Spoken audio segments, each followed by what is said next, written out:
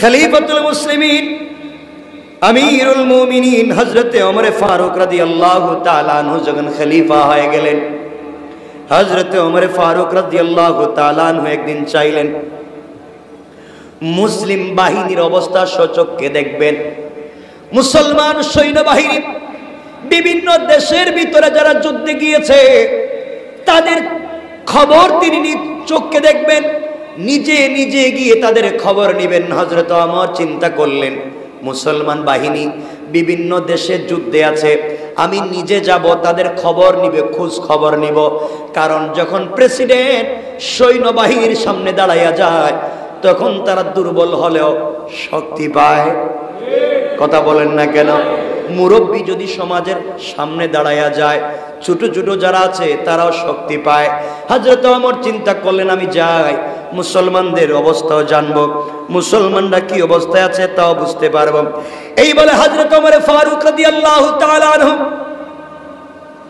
ঘোড়ায় চড়ে, ঘোড়ার পিঠে চড়ে মদিনা থেকে চলতে লাগলেন শামের দিকে, শামের সীমান্তের দিকে চলতে লাগলেন। শাম যাবেন, আজকের সিরিয়া থেকে নিয়ে পুরো এলাকা তখন শাম ছিল। শামের দিকে হযরত ওমর ফারুক রাদিয়াল্লাহু তাআলা আনহু পৌঁছে গেলেন। ওই জায়গার সেনাপ্রধান ছিলেন আবু উবাইদা ইবনুল জাররাহ রাদিয়াল্লাহু তাআলা আনহু। হযরত ওমর ফারুক রাদিয়াল্লাহু তাআলা আনহু মুসলিম জাহানের খলিফা, অর্ধ দুনিয়ার শাসক, আর বাকি অর্ধেকের ভিতরে যারা শাসন করে তারা মুসলিম খলিফাকে ট্যাক্স দেয়, কর দেয়, জিজিয়া দেয়। ট্যাক্স দিয়ে তারা সমাজের ভিতরে চলাফেরা করে। এমন একজন খলিফা হযরত ওমর একা একা ঘোড়ার পিঠে চড়ে, গ্রামের কথা বলছি না, গ্রামের লিডারের কথা বলছি না, অর্ধ পৃথিবীর লিডার ঘোড়ার পিঠে সওয়ার হয়ে চলতে লাগলেন। রাস্তায় যাওয়ার সময় দেখলেন কত মহিলা গভীর রজনীতে হাতে পায়ে অর্নামেন্ট জুয়েলারি নিয়ে, স্বর্ণের ব্যাগ নিয়ে হেঁটে যায়, কেউ ধরে না, কেউ দেখে না। আবার জিজ্ঞাসা করলেন একজনকে ধরে, মারে তোমার হাতে এতগুলো স্বর্ণ, কোনো ডাকাত চোর কি তোমাকে দেখে না? মহিলা জবাব দিচ্ছে, জওয়ানকে, গভীর রজনীতে তুমিও হেঁটে যাও, আমি তোমাকে চিনলাম না জওয়ান রে। এই রাষ্ট্রের খলিফা হযরত ওমর কোরআন দিয়ে চালায়, এই রাষ্ট্রের ভিতরে চুরও আল্লাহর ওলি হয়ে গিয়েছে। আল্লাহু আকবার। এই রাষ্ট্রের খলিফা হযরত ওমর, এই রাষ্ট্রের চুরেরা আল্লাহর ওলি হয়ে গিয়েছে। কিছু দূর যাওয়ার পরে দেখেন হযরত ওমর, লম্বা ইতিহাস, দুটা ঘটনা পাওয়া যায়, লম্বা ইতিহাস। হযরত ওমর ফারুক রাদিয়াল্লাহু তাআলা আনহু দেখতে পাইলেন একজন মহিলা, জোয়ান যুবতী, একটা মেয়ে মানুষ, যুবতী একটা মেয়ে, অর্ধরাত্র হয়ে গিয়েছে, কোথায় যাবে, যাওয়ার কোনো জায়গা নাই, তার কাছে কোটি কোটি টাকার স্বর্ণ মুদ্রা। মহিলা ডাক দিয়া বলছে, জোয়ান আমি অনেক দূরে যেতে চাই, এই রাত্রবেলা কোথায় যাব, রাস্তাঘাট চিনি না, কি করা লাগবে? হযরত ওমর ফারুক রাদিয়াল্লাহু তাআলা আনহু দেখতে পাইলেন একটা জওয়ানের সঙ্গে ওই মেয়েটার কথা হয়। ওমর ফারুক রাদিয়াল্লাহু তাআলা আনহু অন্য জায়গায় তাবু ফেলে দিলেন। চিন্তা করলেন তিনি খবর নেবেন কি হয়। ওই যুবক ডাক দিয়া বলছে, বোন রে, দেখতে তুমি আমার বোনের মতো, তোমাকে বোন ডাকলাম ভাই হিসাবে, তুমি আমার কাছে রাত্রবেলা থেকে যাও, রাত্রটা কাটাইয়া দাও, আমি বিশ্বাস করি তোমার কোনো ক্ষতি হবে না। ইসলাম যদি রাষ্ট্রে তৈরি হয়ে যায়, দেখেন কি হয়। একটা যুবতী মেয়ে একটা অপরিচিত ছেলের কথায় সাড়া দিয়েছে। রাষ্ট্রে খলিফা হযরত ওমর দূর থেকে সবগুলা দেখেন, তিনিও তাবু ফেলে দিলেন, দেখি তো কি হয়। ওই ছেলেটা শেষ পর্যন্ত মেয়েটার সর্বনাশ করে কিনা, অথবা সর্বস্ব লুটে নিয়ে যায় কিনা। রাত্রবেলা তাবুটা টাঙ্গাইয়া মেয়েটা ঘুমিয়ে পড়েছে। মেয়েটাকে ঘুম পাড়াইয়া তার সমুদয় সম্পদগুলা মেয়েটার মাথার কাছে রেখে দিয়া ওই ছেলেটা সারা রাত দাঁড়াইয়া দাঁড়াইয়া বন্দুক হাতে নিয়ে পাহারাদারি করে। একটা জোয়ান যুবক ছেলে, 18-20 বছরের যুবক ছেলে, 18-20 বছরের একটা যুবতী মেয়েকে অন্ধকার রাত্রে কাঁপে। কোটি টাকার সম্পদ সাথে পাওয়ার পরে সম্পদ নেয় না, মেয়েটার উপরে হিংস্র জানোয়ারের মতো পড়ে না। সারা রাত দাঁড়িয়ে দাঁড়িয়ে পাহারাদারি করতে লাগলো। মেয়েটাও সারা রাত না ঘুমায় ঘুমায় যুবকটাকে পরীক্ষা করে, দেখিনি আমার উপরে হিংস্র জানোয়ারের মতো ঝাঁপিয়ে পড়ে কিনা, দেখি আমার সম্পদগুলো নিয়ে যায় কিনা। ফজরের আজান হয়ে গেল, সূর্য উদিত হয়ে গেল। মেয়েটা ডাক দিয়ে বলছে, বাইরে তুমি আমাকে বোনের মর্যাদা দিলে, তুমি আমাকে বোন ডাকলা, আমি জানতে চাই ভাই বল, তোকে আমি চিনি না, তুই আমাকে চিনিস না, আমি একটা জোয়ান, আমি একটা যুবতী মেয়ে, তুমি একটা যুবক ছেলে। রাত্রে আমাকে একা পেয়ে আমি মনে করেছি হিংস্র জানোয়ারের মতো আমার উপরে ঝাঁপিয়ে পড়বে, আমার উপরে পড়লে না, আমার সম্পদগুলো নিলে না, বরং একজন অভিভাবক ভাইয়ের মতো সারা রাত দাঁড়াইয়া দাঁড়াইয়া আমাকে পাহারাদারি করেছো। কেন তুমি করেছো আমি জানতে চাই। যুবক চোখের পানি ছেড়ে ডাক দিয়া বলেছে, আমি একজন মুসলিম, আমি একজন মুসলিম, আমার দিলে আল্লাহর 30 পারা কোরআন। আল্লাহু আকবার। এই জমিনের খলিফা হযরত ওমর এই মাটির নিচে শুয়ে আছেন রাসূল পাক সাল্লাল্লাহু আলাইহি ওয়াসাল্লাম। ইসলাম আমাদেরকে শিক্ষা দিয়েছে মানুষের আমানত রক্ষা করতে হবে। বোন রে, পুরো পৃথিবীর মালিক হয়ে যদি তুমি এখানে বসে থাকতে, আমার জীবন যৌবন বিসর্জন করে হলো তোমাকে হেফাজত করতাম। ইসলাম আমাদেরকে শিক্ষা দিয়েছে এই পৃথিবীর সকল নাগরিক আমাদের কাছে আমানতদার।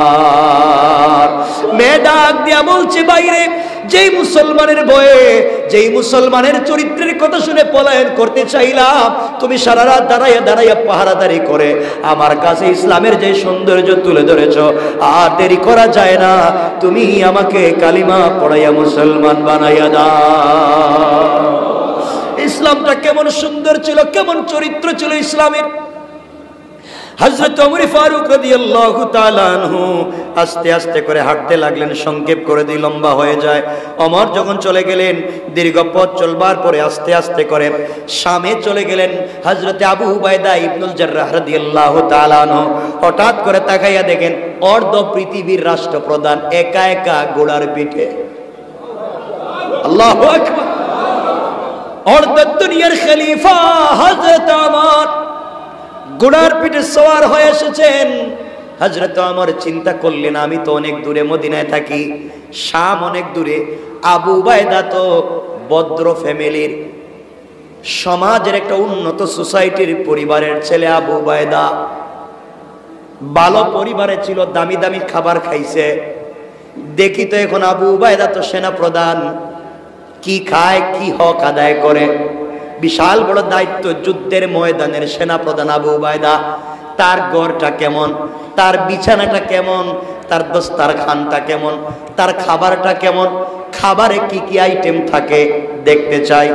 আবু উবাইদা ইবনুল জাররাহকে ডাক দিয়ে বলছেন, শোনো, দুপুরের সময় হয়ে গিয়েছে, আমার পেটে খিদে লেগেছে, আমি কিছু খাবার খেতে চাই, জানতে চাই তোমাদের কাছে কোনো খাবার আছে কি। একজন রাষ্ট্রপ্রধান জিজ্ঞাসা করেন, খাবার আসেনি। আল্লাহু আকবার। একজন রাষ্ট্রপ্রধান জিজ্ঞাসা করে, খাবার আসেনি। আর আজকে আমরা কি করি একটু চিন্তা করেন তো, কি করি সমাজে। আমার বন্ধুগণ, আবু উবাইদা ইবনুল জাররাহ বলেন, আমিরুল মুমিনিন, খলিফাতুল মুসলিমিন, আপনি বলছেন খাবার আসেনি, আপনি কি খাবার খেতে চান? সাধারণ সেনা সদস্যদের খাবার খেতে চান নাকি সেনা প্রধানের খাবার খেতে চান? কথাগুলো বুঝবেন। আবু উবাইদা ডাক দিয়ে বলছেন, খলিফা, আপনি কি সাধারণ সৈন্যদের খাবার খেতে চান নাকি সেনা প্রধানের খাবার খেতে চান? ওমর বললেন, আমি দুটোটা খাবার খেতে চাই। কিছু খাবার সেনা প্রধানের দস্তারখান থেকে খাবো, কিছু খাবার সাধারণ সৈন্যদের দস্তারখান থেকে খাবো। হযরত ওমর ফারুক রাদিয়াল্লাহু তাআলা আনহু বললেন, আমার সামনে আগে কোন খাবার নিয়ে আসবা? আবু উবাইদা ইবনুল জাররাহ বললেন, আমিরুল মুমিনিন, আপনার সামনে সাধারণ সেনা সদস্যদের খাবার দিতে চাই। সাধারণ সেনা সদস্যরা চিন্তায় পড়ে গেল, আমরা যা খাই তা কি খলিফাতুল মুসলিমিন খেতে পারবেন কিনা। আমার বন্ধুগণ, কথাগুলো সংক্ষেপ করে শুনেন। এক পর্যায়ে যখন তার সামনে খাবার দেওয়া হলো, সাধারণ সেনা সদস্যদের খাবারে প্রথমে গোশত, এরপরে জোল, এরপরে বার্লি, আমরা যেটাকে শারিদ বলি। সাধারণ সেনাদের খাবারের মধ্যে আছে গোশত, আল্লাহু আকবার নাই, বার্লি, এগুলা দিয়া সাধারণ সৈন্যদের তালটাকে, সাধারণ সৈন্যদের দস্তরখানকে সাজিয়ে দেওয়া হলো। হযরত ওমর এখান থেকে কিছু খাবার খেলেন, কিছু খাবার নিলেন, কিছু গোশত নিলেন, কিছু জোল নিলেন, কিছু বার্লি নিলেন। এগুলা খাওয়ার পরে মাথা আস্তে আস্তে গরম হতে লাগলো। সাধারণ সৈন্যদের যদি এই খাবার হয়, সেনা প্রধান আল্লাহ জানে কি খায় প্রতিদিন।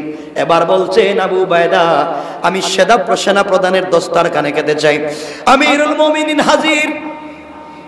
এবার সেনা প্রধানের দস্তরখান হাজির করে দেওয়া হলো। সেনা প্রধানের দস্তরখানায় বসে দেখেন শুকনা কয়েকটা রুটি আর এক গ্লাস পানি, 2-3টা খেজুর ছাড়া আর কিছুই নাই। আল্লাহু আকবার। আবার ডাক দিয়া বলেন, আবু উবায়দা, সেনা প্রধানের খাবার কোথায়? আবু উবায়দা ডাক দিয়ে বলছেন, খলিফাতুল মুসলিমিন, আমি যে দিন থেকে সেনা প্রধান হয়েছি ওই দিন থেকে শুকনা রুটি, কয়েক টুকরা শুকনা রুটি, আর ওই যে আপনি দেখতেছেন আধা গ্লাস পানি, অর্ধেক দুধ, এগুলা ছাড়া আমি আর কিছু খাই না। কারণ আল্লাহর কাছে কি জবাব দিব? আমি দায়িত্বশীল হয়েছি, আমি যদি আমানত নষ্ট করে আমি যদি বেশি খাই, আল্লাহর সামনে কি জবাব দিব? এই জন্য আমি কষ্ট করে সেনা সদস্যদেরকে দামি দামি খাবার খাওয়া। হযরত ওমর ফারুক রাদিয়াল্লাহু তাআলা চোখের পানি ছেড়ে হাউমাউ করে কাঁদতে লাগলেন। কাঁদতে কাঁদতে বললেন, হে উম্মতের আমিন, হে উম্মতের আমিন, আবু উবায়দা ইবনুল জাররাহ, এই দুনিয়া আমাদেরকে পরিবর্তন করে দিয়েছে। এই দুনিয়ার জৌলস, দুনিয়ার লোভ লালসা আমাদেরকে পরিবর্তন করে দিয়েছে রে আবু উবায়দা। কিন্তু সেনা প্রধান হওয়ার পরেও দুনিয়া তোমাকে পরিবর্তন করতে পারে না। আল্লাহু আকবার। চিন্তা করলেন, ইসলাম যদি চলে আসে, একজন নেতার কি পরিবর্তন হতে পারে, সমাজ কেমনে পরিবর্তন হতে পারে। আল্লাহ আমাদের সবাইকে কবুল করুক। সকলে বলেন আমিন, আরো জোরে বলেন আমিন। অনেক সময় নিয়ে ফেলেছি আজকে, আমার কথা কি আপনারা বুঝতে পেরেছেন?